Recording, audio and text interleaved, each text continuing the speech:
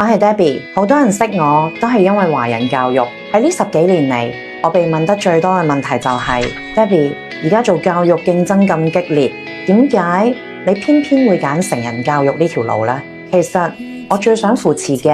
係嗰啲喺生活入面負重前行，但係仍然唔甘心平凡嘅成年人。我哋呢代人每日都喺度追求緊績效，追求所謂嘅人生 GDP。但係當我哋擁有咗物質，內心係真係圓滿咗啦咩？家庭真係和諧咗啦咩？我發現成人嘅成長往往比起細路更加迫切，因為我哋係家庭嘅支柱，我哋嘅進步定係停滯係決定咗一個屋企嘅溫度，甚至乎決定咗一個企業嘅生命。如果話呢條路我行得特別堅定，係因為10幾年前有一位 buddy， 我嘅學員，亦都係我嘅戰友，佢嘅上半生係喺好複雜嘅家庭度過，嗰種嘅艱難，外人係好難想象。嗰時佢帶住個女，眼神入面全部都係迷惘同埋漂泊。後來佢鼓起咗勇氣走入我哋嘅班房，我親眼睇住佢由一個破碎嘅靈魂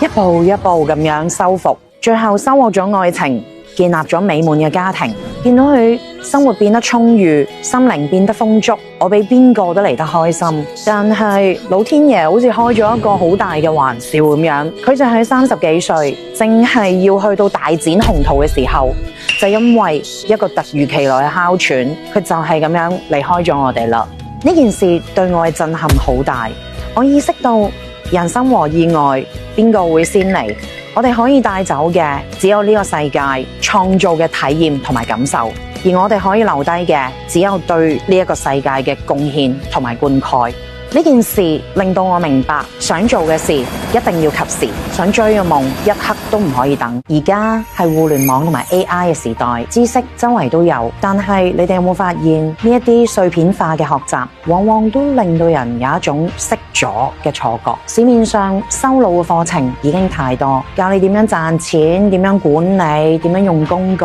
但係收心嘅課程又有幾多呢？學歷可以解決到你生存嘅條件，但係唯有智慧先至可以解決到你生命嘅層次。喺華人教育，我哋10幾年嚟扶持咗4000名嘅學員攞到高等學歷，但係我哋最驕傲嘅唔係俾佢哋發嗰張文憑，而係見到佢哋喺體驗式練習入面突破咗思維嘅界限。我成日同喺職場遇到瓶頸想轉行但係又唔敢嘅人講，意向決定命運，淨係諗全部都係問題，敢去試先至可以有出路。我哋堅持嘅原則好簡單，就係9個字：正念、承諾、負責任、感恩。我哋唔係將你送到去畢業就算數，我哋要扶持你去到人生績效突破為止。我心入面真正嘅教育唔應該只係財富嘅累積，而係全方位修心、修腦、修智慧。當我見到學員們收穫咗驕人嘅成績，圓滿家庭，甚至更上一層樓，成為人哋嘅貴人，嗰種感動係冇辦法用言語去表達嘅。呢啲先至係教育喺社會最生生不息嘅滋養。做咗咁多年國內外高等教育碩士博士嘅項目，如果有人問我人生淨係可以上一個課，你會選擇邊個？我嘅答案永遠一樣，就係華人 CE 正念訓練沒有之一。未來華人教育會由個人行為結果嘅突破，再邁向溯源層次嘅突破。人生只活一回，有夢就去追啦。